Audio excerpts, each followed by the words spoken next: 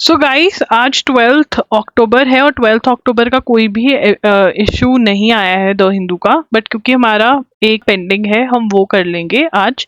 चलिए पढ़ते हैं। तो यहाँ पर high court orders autopsy. Autopsy का मतलब क्या होता है कि जब किसी की डेथ हो जाती है तो पोस्टमार्टम जो होता है उसको ऑटोप्सी कहते हैं। तो एम्स ने बोला है कि जो बंगाल में एक बच्चे का रेप हुआ है, चाइल्ड रेप हुआ है, उसके अंदर high court, Calcutta high court ने बोला है कि एम्स जो है वो करेगी autopsy. The Calcutta high court on Sunday express concern the charges under POCSO. ठीक है ना, तो यहाँ पर पॉक्सो के चार्जेस कब लगते हैं इसको पहले समझ लेंगे। अगर कोई भी सेक्सुअल ऑफेंस हुआ है एक माइनर के साथ, ठीक है, माइनर कौन होता है? Below the age of 18 years, below the age of 18 years, जो 18 ईयर्स से कम की उम्र का है। बिलो द एज ऑफ कौन सा होता है? Below the age of 18 years, ठीक है ना। अगर 18 ईयर्स से कम की उम्र का कोई है then that person is a minor, right. तो सेक्सुअल ऑफेंस, अगर माइनर के साथ सेक्सुअल ऑफेंस होता है तो वो किस में आता है, कौन से लॉ के अंदर आता है? पॉक्सो के अंदर आता है, पॉक्सो के अंदर आता है, ठीक है ना। Protection of children from sexual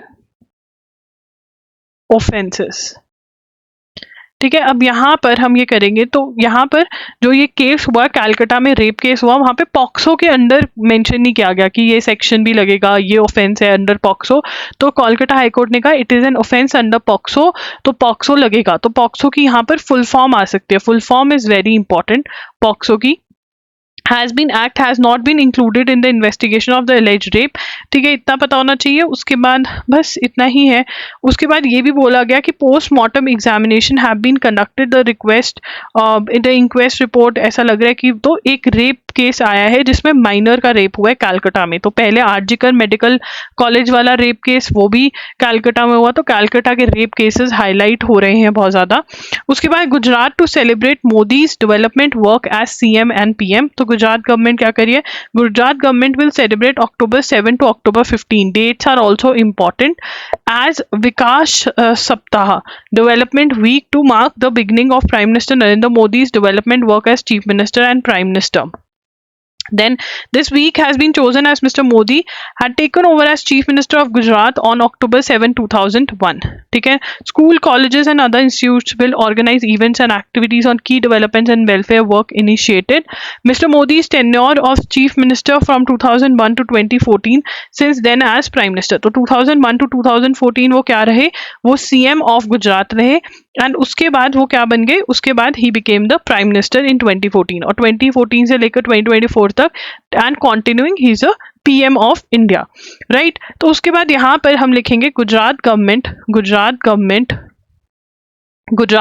will celebrate 7th October to 15th October as विकास सप्ताह। कौन सा सप्ताह होगा? विकास सप्ताह, दैट इज डेवलपमेंट वीक। और डेवलपमेंट वीक वो क्यों मना रहे हैं? डेवलपमेंट वीक वो क्यों मना रहे हैं? Beginning, mark the beginning of PM Modi's development works as CM and PM. तो सेलिब्रेट कर रहे हैं जो उन्होंने डेवलपमेंट वर्क कर रहे हैं, ठीक है ना। तो कौन सी विकास सप्ताह कहाँ पे डेवलपमेंट वीक कौन मना रहा है? गुजरात गवर्नमेंट। कौन सी डेज में मना रहा है? 7th October to 15th October। ये वीक क्यों चूज किया हुआ है? This week has been chosen as mister Modi took over as CM of Gujarat on 7th October 2001। 7th October 2001। So from 2000 he served as CM of Gujarat from 2001 to 2014। 14 साल के लिए he was the CM of Gujarat। So ये important है। अब यहाँ पर award है, award का नाम क्या है? 48 Vayalar Rama Varma memorial literary award. ये अवार्ड किसने जीता है? ये award Malayalam writer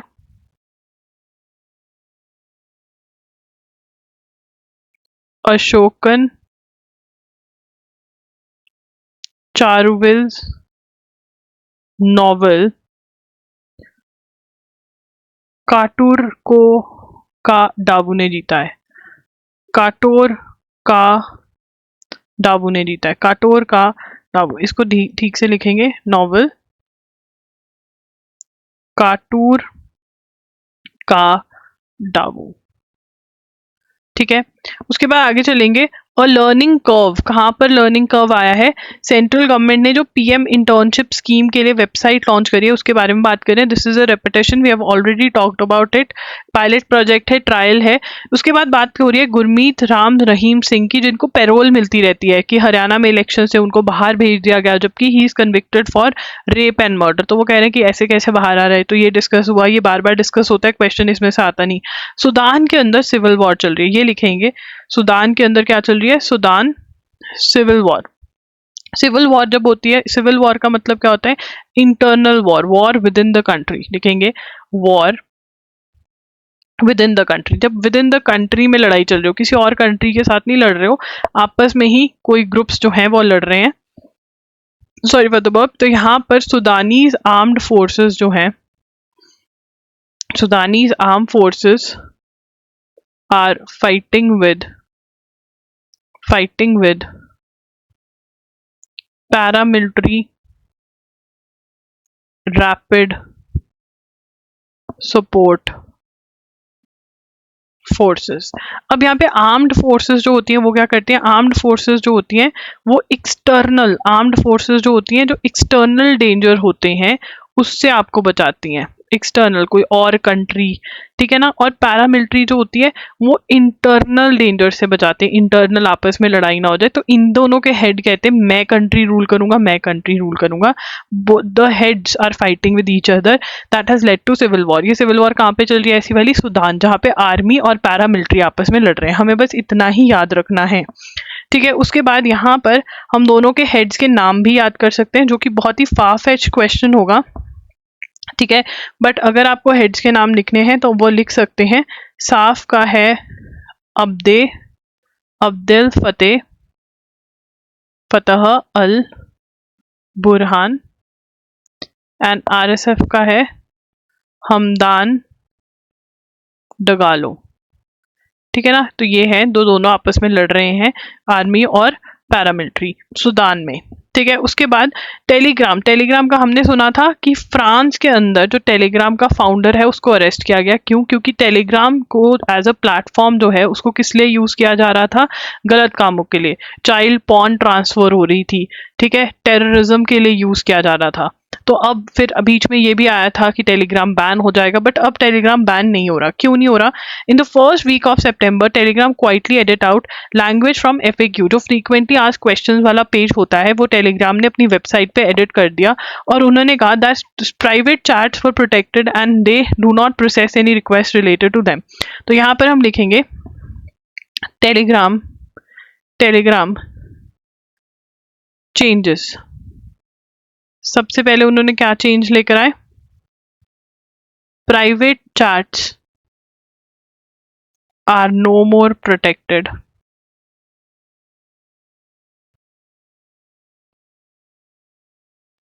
illegal content on Telegram can now be taken down। मतलब उसको जो इलीगल कंटेंट है उसको रिमूव कर सकते हैं, बिल्कुल बिल्कुल। Has now been alter to include direction to report, can be reported. Illegal content जो है आप रिपोर्ट भी कर सकते हो कि इसको निकाला जाए। तो ये सब चीजें जो है, पहले ये क्या करते थे, कोई भी information earlier Telegram use to refuse to provide any information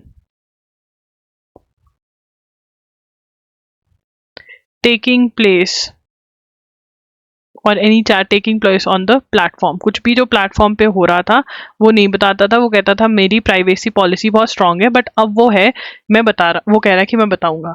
अब इंडिया के अंदर सेफ हार्बर कॉन्सेप्ट ऑफ लिखेंगे, कॉन्सेप्ट ऑफ, कौन सा कॉन्सेप्ट है, कॉन्सेप्ट ऑफ सेफ हार्बर। कौन सा कॉन्सेप्ट होता है इंडिया में, safe harbour. What is the concept of safe harbour, तो कॉन्सेप्ट ऑफ सेफ हार्बर जो है वो section 79 of information, section 79 of information technology act, information technology act कौन से ईयर का है, ये क्वेश्चन बहुत ज़्यादा आता है, सो दिस इज इम्पॉर्टेंट, 2000 का है।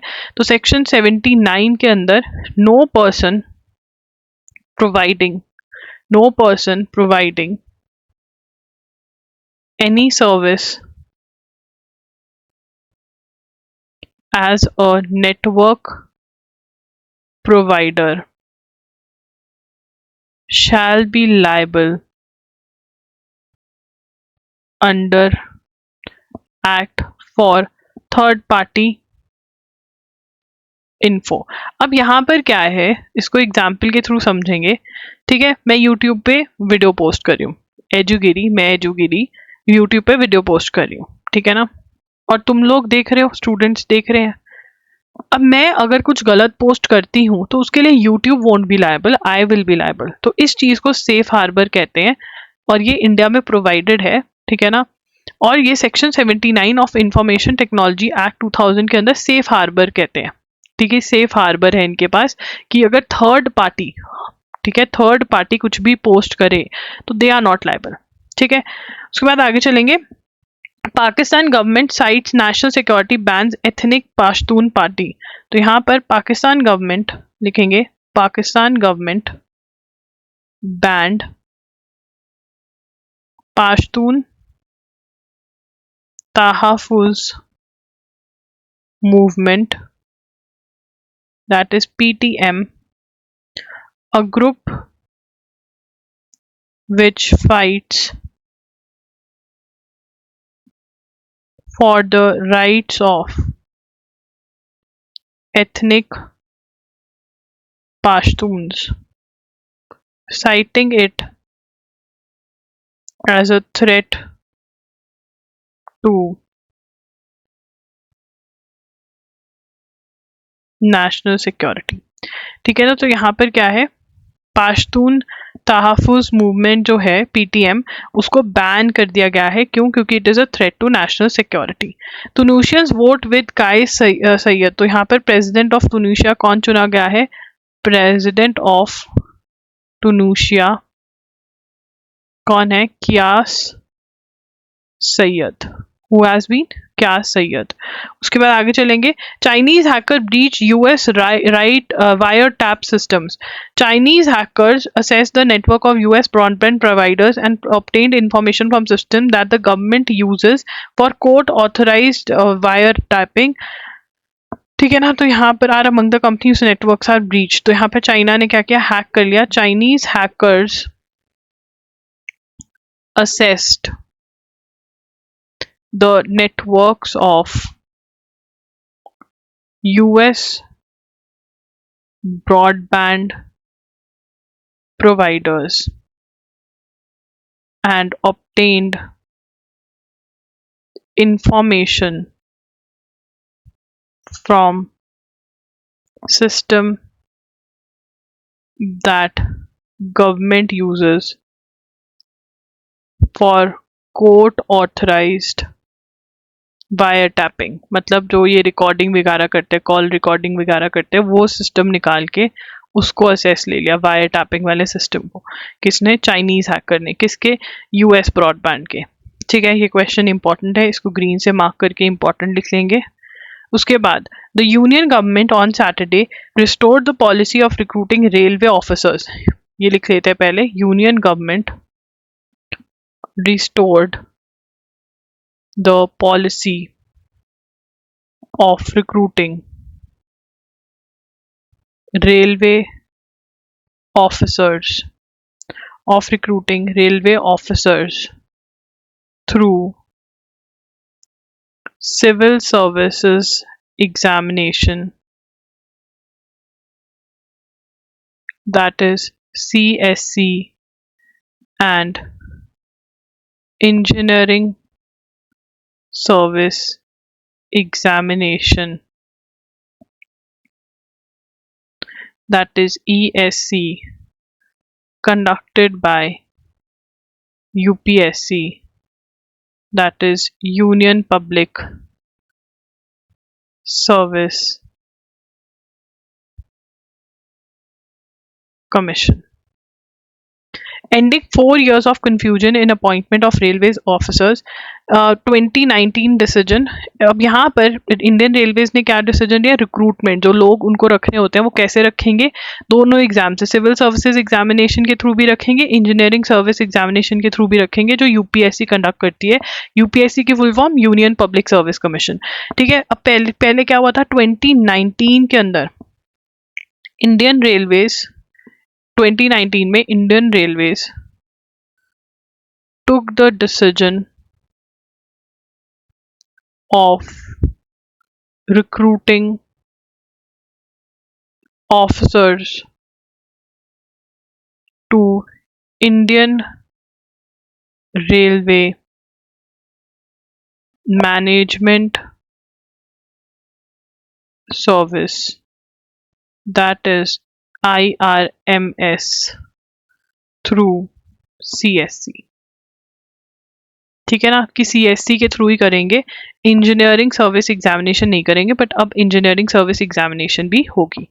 उसके बाद एज अ ह्यूज 15 लाख का क्राउड इकट्ठा हुआ कहाँ पर? IAF प्लेन्स को देखने के लिए. तो यहाँ पर IAF की एयरफोर्स ने एक्टिविटी करी. ठीक है ना.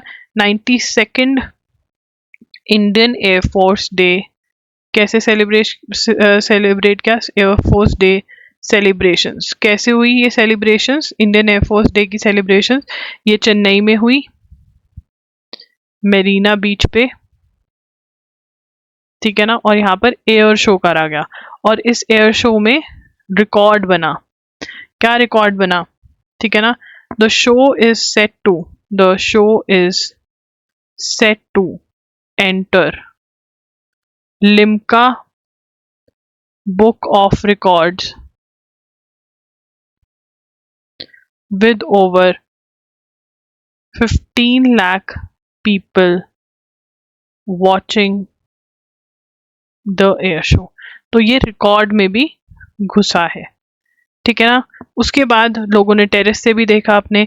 दिस इज इम्पॉर्टेंट कि ये रिकॉर्ड बनाया इसने. So guys that's it. I hope आपको पता होगा सितंबर पार्ट 2 जो है वन शॉट्स का वो आ चुका है. January to September is completely complete. Part 3 बहुत जल्द आ जाएगा, एंड अक्टूबर पार्ट 1 भी आ जाएगा वन शॉट्स का. तो अगर कुछ भी अगर आपको बाय करना है, link is in the description box. अगर सेशन अच्छा लगा तो कमेंट कर देना in the comment section. Happy Dussehra, and या बाय बाय, टेक केयर.